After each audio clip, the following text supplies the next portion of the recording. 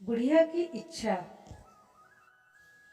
एक बुजुर्ग औरत मर गई। यमराज लेने आए।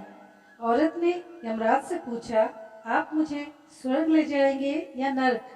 यमराज बोले, दोनों में से कहीं नहीं। तुमने इस जन्म में बहुत ही अच्छे कर्म किए हैं, इसलिए मैं तुम्हें सीधे प्रभु के धाम ले जा रहा हूँ। बुजुर्ग औरत खुश हो गई, बोली, धन्यवाद, पर मेरी आपसे एक विनती है। मैंने यहाँ धरती पर सबसे बहुत स्वर्ग नरक के बारे में सुना है। मैं एक बार इन दोनों जगह को देखना चाहती हूँ। यमराज बोले, तुम्हारे कर्म अच्छे हैं, इसलिए मैं तुम्हारी ये इच्छा पूरी करता हूँ। चलो हम स्वर्ग और नरक के रास्ते से होते हुए प्रभु के धाम चलेंगे। दोनों चल पड़े। सबसे पहले नरक आया। नरक में बुजुर्ग औरत ने जोर जोर से लोगों के रोने की आवाज सुनी। लोग दर्द पीड़ा से चीख चिल्ला रहे थे। वहां नरक में सभी लोग दुबले पतले और बीमार दिखाई दे रहे थे। औरत ने एक आदमी से पूछा, यहाँ आप सब लोगों की ऐसी हालत क्यों है? आदमी बोला, तो और कैसी हालत होगी? मरने के बाद जब से यहाँ आए हैं, हमने एक दिन भी खाना नहीं खाया। भूख से हमारी आत्माएं तड़प रही है।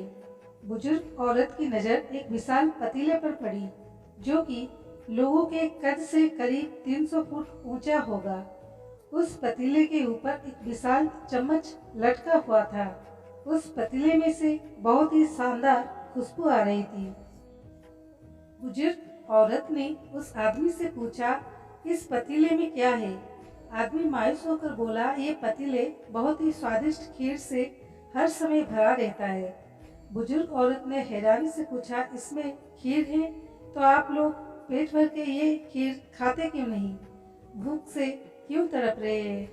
आदमी रो रो कर बोलने लगा, कैसे खाए? ये पतीला 300 फीट ऊंचा है। हम में से कोई भी उस पतीले तक नहीं पहुंच पाता। बुजुर्ग औरत को उन पर तरस आ गया। सोचने लगी, बेचारे खीर का पतीला होते हुए भी भूख से बेहाल है। बुढ़िया ने मन ही मन सोची, शायद ईश्वर ने इन्हें यही दंड दिया होगा। यमराज बुजुर्ग औरत से बोले, चलो हमें देर हो रही है। दोनों चल पड़े। कुछ दूर चलने पर स्वर्ग आया। वहां पर बुजुर्ग औरत को सबकी हंसने खिलखिलाने की आवाज सुनाई दी। सब लोग बहुत खुश दिखाई दे रहे थे। उनको खुश देखकर बुजुर्ग औरत भी बहुत खुश हो गई। पर वहां स्वर्ग में भी बुजुर्ग औरत की नजर वैसे ही 300 फुट ऊंचे पतीले पर पड़ी जैसा नरक में था। उसके ऊपर भी वैसा ही चम्मच लटका हुआ था। बुजुर्ग औरत ने वहां लोगों से पूछा, इस पतीले में क्या है? स्वर्ग के लोग बोले कि इसमें बहुत स्वादिष्ट खीर है। बुजुर्ग औरत हैरान हो गई। उसने बोली, पर यह पतीला तो 300 फीट ऊंचा है। आप लोग तो इस तक पहुंच ही नहीं पाते होंगे। उस हिसाब से तो आप लोगों को खाना मिलता ही नहीं होगा। आप लोग भूख से बेहाल होंगे। पर मुझे तो आप सभी इतने खुश लग रहे हो, ऐसे कैसे? स्वर्ग के लोग बोले, हम तो सभी लोग इस पतीले में से पेट भर के खीर खाते हैं। औरत बोली, पर कैसे? पतीला तो बहुत ऊंचा है। लोग बोले, तो क्या हो गया? पतीला ऊंचा है तो यहाँ पर कितने सारे पेड़ हैं। ईश्वर ने ये पेड़ पौधे, नदी, झरने हम मनुष्यों के उपयोग के लिए तो बनाए हैं। हमने इन पेड़ों की लकड़ी ली, उसको काटा, फिर लकड़ियों के टुकड़ों की जोड़ के विशाल सीढ़ी का निर्माण किया। उस लकड़ी की सीढ़ी के सहारे हम पतीले तक पहुंचते हैं और सब मिलकर खीर का आनंद लेते हैं। बुजुर्ग औरत यमराज की तरफ देखने लगी। यमराज मुस्कुराए, बोले, ईश्वर ने स्वर्ग और नरक मनुष्य के हाथों में ही सौंप रखा है।